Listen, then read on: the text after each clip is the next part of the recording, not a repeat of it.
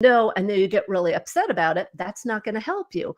But just like I did when I heard the no, I turned it around into something really positive and a really good conversation. So a no today might be a big yes tomorrow. Absolutely. Absolutely. All right. So today you support women in mustering the courage and the confidence to say Yep. yes, to go after the roles that they want. So, in this time that you've been doing this, what are you seeing or what have you seen as obviously outside of not wanting to hear no, but what are some of Mhm. the roadblocks that keep women Oh, from moving into the roles, the careers, the paths mhm. that they really truly desire? Yeah. Oh, there are so many of them. Let me give you a big one, though, that I hear a lot. One of them is my boss is going to be mad at me if I even bring up the conversation. Okay, you're laughing, you know this. Mhm. And so it's so fascinating. Again, because I was in human resources, I saw the other side. I saw the panicked managers that would contact human resources saying, oh my gosh, my best employee is quitting. We need to give her more money. Because what happens is women say, you know what? I'm going to upset my manager. I don't want to upset my manager. But I want more money, so I'm just going to go ahead and quit. It's just easier to quit. And I want to let you know, if you like the job. Now, if you don't like the job, get another job. If you like the job, your manager would be so happy if you asked about a raise rather than quitting, because then when you quit, chances are they're not going to be able to keep you. But if you ask for a raise, then they're more likely to try and figure it out and work with human resources and give you something if they can. And then when I hear about women, I was like, well, my boss should know that I want more money. Well, no. And again, it seems pretty obvious that my boss should know. But the fact is that you might be telling your boss how much you love your clients, how much you love your job, and you might seem very happy. But there's somebody else, Bob, who works for your boss, is complaining about money. Bob's going to get the money because your boss is thinking, oh, well, Sally isn't complaining. So Sally's happy with everything. So I don't need to give her more money. So there are a whole bunch of reasons that hold women back. And I have to tell you a story. I was coaching somebody, and normally I do it, over Zoom and stuff or phone, but I happened to be coaching somebody a couple of years ago in person. And I was talking to her about, asking for more money. And literally she put her head down and she made herself really small and she like put her hands on her head. She said, is it really okay? Is it really okay? And I'm like, yes, it's okay. Anyway, she ended up asking for more money and getting it. But it was that fear, like, I just don't even know if I'm allowed to do this. And I said, yes, you are. And yes, she did. Yeah, yeah. I love that you use Bob because that's the name that I always use as well. And I Oh, always that's say at funny. some point there's gonna be a Bob in the audience, and I'm gonna have to apologize profusely, but I love that you use Bob Oh, as that your is that is example. that is so fu oh, and let me give you one more. So I remember telling a woman, she said, "Well, that's great, but it didn't work for me. I already tried to ask for a raise." I'm like, "Really? Okay, well, help me to understand what happened." And she said, "Well, I said to my boss, it would be nice to make more money. And he just sort of laughed and said, yes, it would." And I had to explain to her, okay, you just sort of hinted. He didn't actually get the message. I want a raise. And she had a really hard time with that. Well, she's like, I said it. Like, no, that's not what the message was. And so when I talked to her, I'm like, you have to clearly talk about the fact you want a raise and then why. And there's all sorts of reasons why, but you have to be clear about it. Yeah, yeah. When you shared with regards to, just asking or the manager is going to be mad or, Mhm. even for the people who I don't know about you and your experience, but this has certainly been mine. Most of the time, if you're at a place where you're leaving an organization because you don't feel well compensated, right? And maybe Mhm. perhaps you've started to look or you've identified another place, the even when you ask at that point and they give you the money, or when you tell them that you're leaving and they give you the money, at that point it's really too late. And that's the Yes. unfortunate piece, right? Like I think a Yes. lot of women have also experienced that, where it was perhaps they have asked and had gotten told no, or the carrot stick keeps continuing to Yep. move.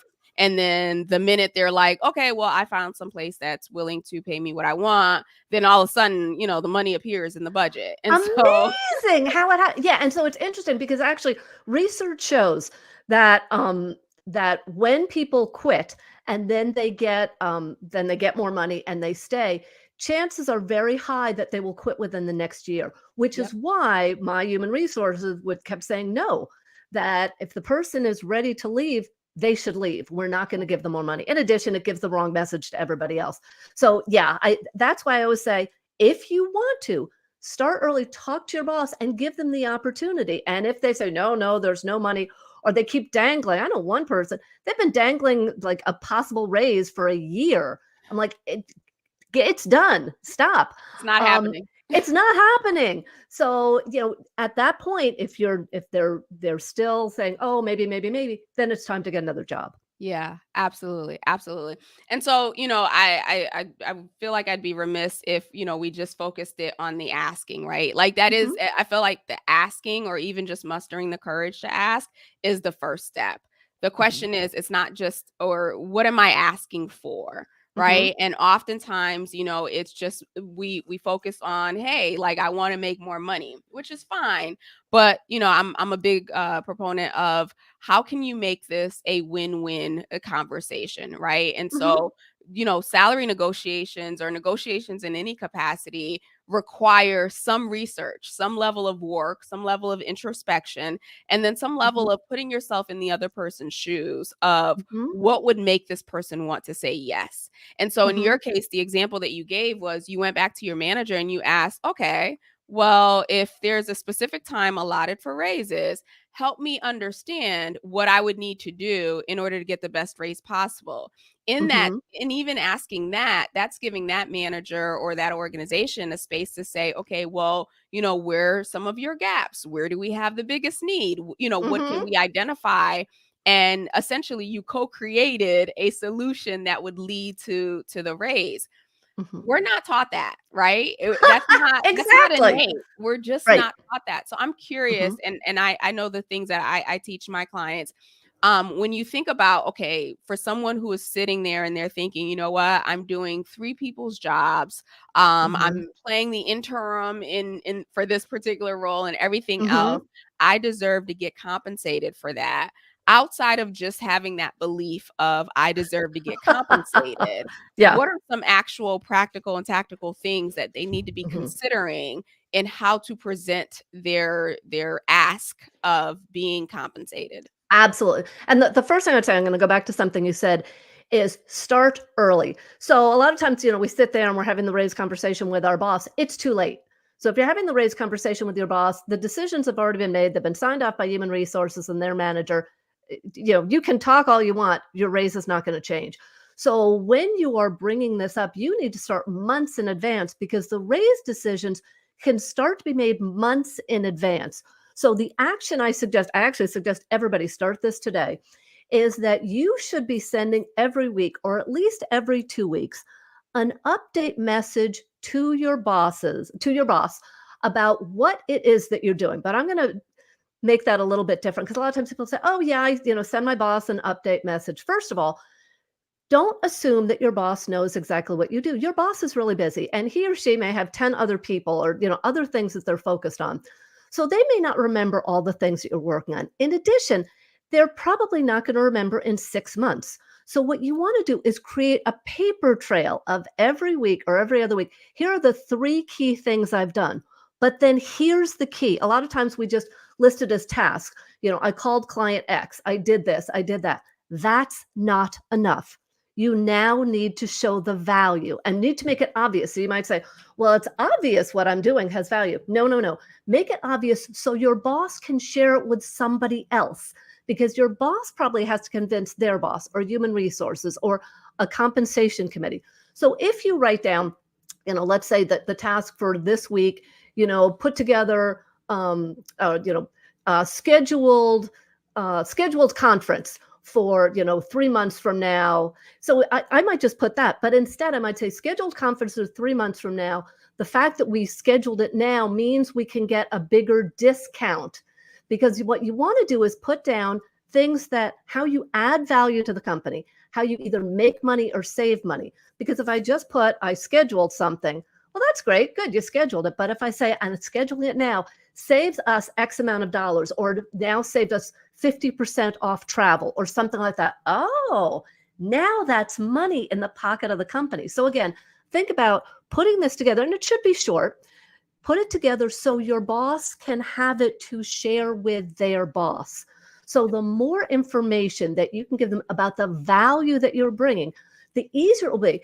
Because again, your boss probably wants to give you a raise. In most cases, if you're doing a good job, they have to fight against a compensation committee or their boss or human resources. So give them the information they need. So that's what I suggest.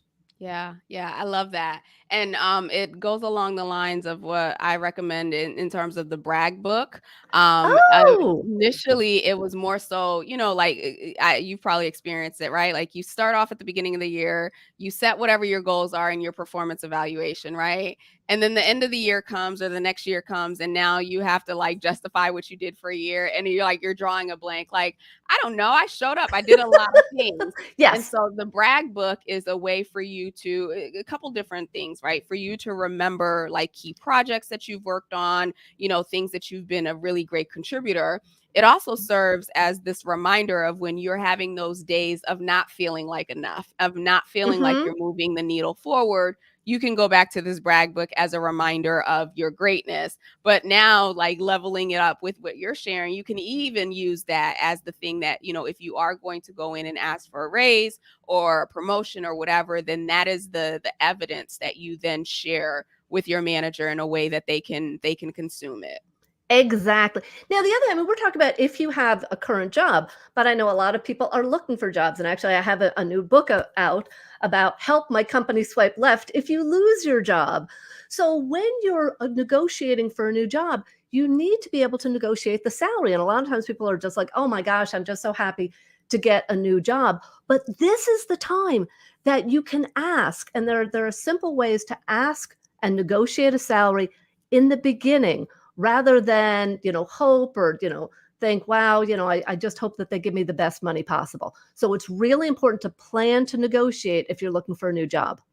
Yeah, yeah. And the thing here, from two former HR people, right? There's always room for negotiation. There is always room for negotiation. I absolutely agree with you. And I'll give you the key. Okay. So one of the keys when, they give you the money, and then first of all, you're supposed to, get all excited. I'm so excited and reiterate why you are the right person. I'm going to, I know that I'm going to, really help the team. And then say this phrase, is there any flexibility? And then stop talking. And it's amazing what will come up. I have heard so many women when they ask that and then stop talking, that's the key, that they got more. Now, a lot of times the answer is, well, I have to go back to the HR manager. Great, will you do that? Or I have to go back to the person. Great, will you do that and let me know? And you get more money. But if you don't ask at that point, they're not going to just say, you know what, I really like you, I think I'm going to give you another $10,000. Nope, you got Yeah. to ask. Yeah, it's funny that you mentioned that, and then we'll move on to the next one. I just wanted to share a story. I had someone on the podcast earlier, and she had explained that like her first negotiation situation was accidental, whereas the two leaders like met with her for lunch, and they proposed this offer, and she, because she just likes to think about things, she was just like, okay, I'm gonna have to think about that. And it was just like a complete, genuine, authentic, like she just wanted to think about it. And they were like, okay, well, okay, here. And then so they bumped it up, right? And she was just like, oh, okay, well, let me get back to you on this. And it was like 2 or 3 times that she did that, and again, it wasn't a it wasn't a strategy, it wasn't Mhm. like her being, manipulative or anything like that, and they just kept bumping up the number until Mhm. she finally realized that, "Oh, the more I say, I gotta think about it, the more they're willing to give." Got Yes. it. Yes. And so it's like we will convince ourselves in our own heads that, this person is going to say no, or this person doesn't see our value, they don't see our worth, and we're using Yes. evidence of, to your point, oh, I've been doing all the work, they've been seeing it. No, they haven't. They've been seeing your work, Mhm. they've been seeing John's work, they've been seeing Bob's work, they've been seeing all these Yes. other people's work, but not necessarily correlating it back to, oh, this means that this person should be promoted or they should get more money. Yes. Um, but shifting gears here slightly, part of the reason why I wanted to roll out the series is because, for many different reasons, right? We know that women historically we've always been underpaid. or not paid at the same amounts of our male counterparts. We know that women now are leaving corporate America in like the largest numbers ever to start their own Mhm. businesses. We know that there's obviously at the time of this recording, a lot of conversation around, the markets and challenges and whatnot. And of course, whenever there are these layoff situations, that women are, significantly hit higher Mhm. than male counterparts. And then you go into demographics and race and everything else, and the numbers are even higher. And so I think that the timing of this, and also is Financial Literacy Month. So a couple different things I conspired to bring this forth. But, what I really want to bring out of this is, not only is it important for us to be okay with asking for money in the environments that we're in, and that counts for entrepreneurship too, right? Like in Mhm. terms of Oh, pricing yeah. and all that other stuff. But I really feel like and I talked to one other guest, there's this shifting that is happening where we as women have to get more comfortable with talking about money. We have to Mhm. get more comfortable with getting to a place where money isn't the scary thing, or this thing that it's a necessary evil, as we put. Mhm. Because the truth of the matter is, in order for us to lead, in order for us to make an impact, in order for us to have influence, we need resources. And if we're afraid of one of the key resources that we need to do all the things that we want to do, then we're going to consistently be in the space where, we don't feel like we're contributing.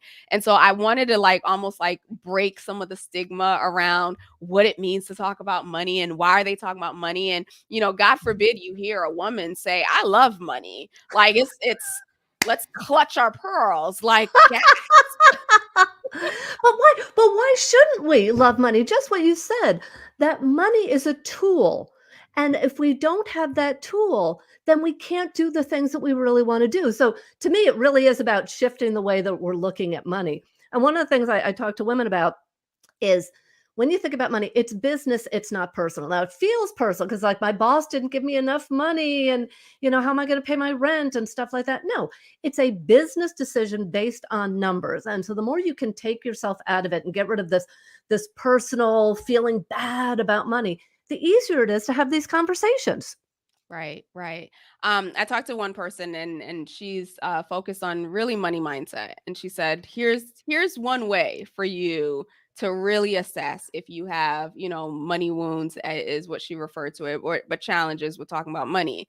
Make the decision that you're going to reach out to like a friend and have a conversation about money, and then start to Ooh. see or listen within your own head what Hmm. are the things that come up for you, right? Oh, that's And good. it was. It really was. Hmm. And Yeah. I shared with her at the time too. I was just like, in the entrepreneurial space, I have a lot of female entrepreneurs that I connect with, that I meet with on a regular basis. And, we'll talk about our products, we'll talk about our services, we'll talk about our clients, we'll talk about all that. But we never talk about money. We never Oh, talk it's about, taboo. yes, Yeah. we don't ask the questions, well, how much are you charging?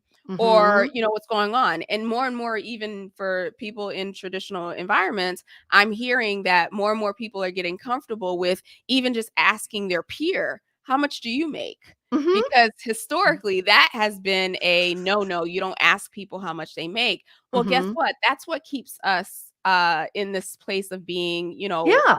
blinded, if you will. Yeah, because we don't have the information. That's absolutely right. Yeah, yeah. So in terms of moving forward, right? We know that our male counterparts, and this isn't men against women by any means, but we know that our male counterparts, we are outliving them, right? And that's a truth. And so this resource, this tool that is available to all of us, right? Really to even the playing field, and again, to support us in building these organizations and building these communities and building these visions and this impact, we need to be comfortable with accessing more resources, because Mhm, by nature, more resources are going to be available to us. So, just based on, experiences that you've had, what are some of the key things that women can start to think about right now outside of salary negotiations, right? When you think about it from even just the total compensation perspective, mhm. right? In decisions that they can start making today to help position them So not only do they have more because they asked for more in this current state, what does Mhm. more look like 30 years from now? What does more look like Yeah. 40, 50 years from now? Yeah, and I think, my big thing is you have to ask, and so it's all about thinking about it. Changing the mindset, it's okay to ask and it's okay to keep pushing if you don't get what you want. But also, as you say, to expand it a little bit. So I worked with one woman. She asked for a raise, she got it. She told her sister got a raise and a company car. So we keep talking about money, but there could be other things that are important to you. Or maybe you focus on the bonus that you get and you get a bigger percentage of bonus. Whatever it is, really think about what do you value and ask for that. Yeah, I'm glad you brought that up. Because asking, and obviously we're talking about money, right? We're talking Mhm. about building your money confidence and consciousness and whatnot. But even in asking, right, when you think about total from a total compensation perspective for those who are in traditional work environments, that stuff adds up. There's a value Oh, to it, yeah. right? Time off, there's a monetary value to it. Mhm. Your PTO days or your benefits, your insurance benefits, right? Like all of these things, there's a monetary value to it. And so it's looking at, what do I want? Or starting from the place of what do I want and what's important to me. And I think sometimes too, it's easier for us to say, oh, well, my compensation is pretty high, so I'm good. But if you were really to look at like the total compensation of what everything that organization is giving you for what you put in, the question Mhm. is it equivalent? Yeah. And at some point, it becomes not enough to just look at this is where I'm at today and this is good today, but what does that impact? I think it was a couple of years ago, but I used to do or I had this study that said for women who don't ask for salary negotiations or increases in different ways and capacities throughout their career, they're leaving $2 million on the table, or it could essentially leave up to $2 million on the table. Oh, over their lifetime. Yeah, I've Yes. I've seen things like that. Yeah, and it starts out with your first job after college that you don't negotiate. And big generalization, men tend to negotiate more, even like starting out for their first jobs, and that adds up over time. Absolutely, absolutely. So as we look ahead, we look at the shifts in the environment, we look at where women are today, we look at the desire to, advance in society, the desire to make a broader impact. And one thing before I finish that thought, I just wanted to highlight how the fact that you're the client, right, that you mentioned earlier, how in her making the decision to use her voice, right, and to ask for what it is that she wants, she motivated and encouraged someone else to Yes. do the same and they Mhm. got it. And I think that not that I think, but that is literally the impact that I'm trying to make, because the Mhm. more women in particular who come into that awareness and consciousness that more is available to me, you create a space for other women to believe that more is available to them and for them to go after it. And so we're no longer in this space of victimization, if you will, or things happening to me or things not being accessible to me, but it's more of I don't know if empowered is the right way is the right word, but it's more of you are now empowered to make changes because you can see that there's evidence that in you taking action that these things become available. So with all that, as we think about, moving ahead, how do we get more women into the space or into the mindset that not only is it okay to ask, but you almost have an obligation to ask, not just for you, not just for your family, but so that collectively we can elevate to a bigger space. And I think you hit it on the head that we have to talk about it, that we have to bring up conversations, we have to push ourselves. And, that's what I wrote my books. And actually, so I wrote a book on, increase your income. But my co author and I thought it would be fun. Let's do a fiction book. So we actually wrote a fiction book called A Salary Cinderella Story, where we took these things and made it a story. So let's talk about these things in sort of a fun and interesting way, rather than think, oh my gosh, I have to have that raised discussion. But let's start talking. Yeah, absolutely, absolutely. And so shifting gears here, Laura. So I have we talked about our blitz section, right? So Mhm. we know we know your journey up until this point, right? And what brought you to this place. But as you look back from where you sit today and what you've seen and what you've experienced, if you could go back to a younger version of yourself and ask her or give her some advice that you think would Mhm. be a complete game changer, what might that be? Well, that's the advice I give to people now. Ask for what you want. If you don't ask, you don't get. And don't assume that your boss will give you things just because you think that they should know. So it's a lot about don't make assumptions. Yeah, I love that. And as you look at, what you've built so far and what you're Mhm. continuing to build and empowering women in their, in advancing in their careers, their income and whatnot, as you look ahead and when you look back, right, 30, 40, Mhm. 50, 60 years from now, what do you want that narrative to be? Well, and so I want people to be able to be okay to talk about money. But the big thing, my passion is reducing the gender pay gap. I mean, I hate to say it, I checked it out today. It's still women make 83 cents for every dollar that men make. It's it's 2023. I can't believe I have to say those words. Now, that's for women overall, but when you talk about black women, Hispanic women, Asian women, the numbers are even smaller. And so why is it still this way? So I want to help change those numbers. So in 10 years we're not talking about this anymore. I love that. I love that. And then I'm a big believer that leaders are readers, right? Mhm. And that there's a lot of knowledge to be gained through books. And certainly, we know that it takes action from those Mhm. books. But certainly, are there outside of your books, of course, are there Outside of my any books. books Yeah. that as you come along in your journey that you feel have been pivotal to Mhm. you in your growth and your advancement? Absolutely. I'm gonna give you 2 books. One is Nice Girls Don't Get the Corner Office by Lois Frankel, and I love it because it's 102 problems, and each problem is short, and it gives you a quick answer, so easy to read. The other one is more about understanding you and the things that hold you back, and it's a great book called Search Inside Yourself by Chade Meng Tan, and he was a Google engineer, and it's a wonderful book to really help you to think a little bit differently. I love that. Thank you. And we'll be sure to include those books in the notes. The Nice Girls Don't Get the Corner Office. I actually got that like I don't know within a couple of months of joining HR early in my career. And so you're like the second person who has recommended it on the podcast. And I'm just like, Mhm. I would almost forget about that book. But yeah, it is powerful Yes. in just behavior, mindset, and everything else. And then I'll have to check out the second book myself. So Laura, for those of you who are watching live, and then certainly for those of you who are listening on the podcast, if people want to get in touch with you and they want to connect with you, what is the best place or best way to do so? The best way is to go to my website, which is careertipsforwomen.com. So go ahead and you connect with me there, or I'll put my email, I guess, in the show notes. You can send me an email. You can also reach me on LinkedIn. And I am happy to, answer any questions. Also, if you go to Career Tips for Women, there's information on my courses. And so there's a free course on there on the 7 raise rules. So there's a course that you can get on how to get a raise at work, in addition to, of course, my books that are available on Amazon.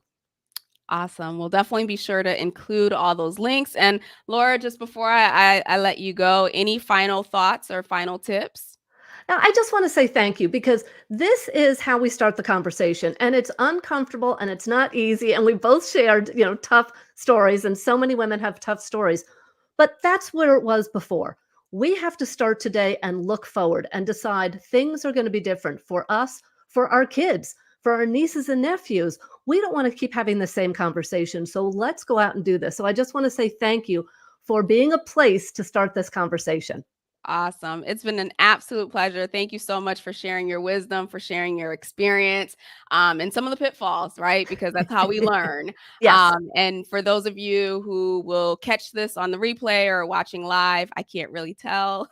Um, we will be back next week with another amazing woman who is not only passionate about talking about money, but also will give you tools and tips and how to get to a place to elevate your consciousness and your confidence as well. With that, have a wonderful rest of the week, and we'll talk soon.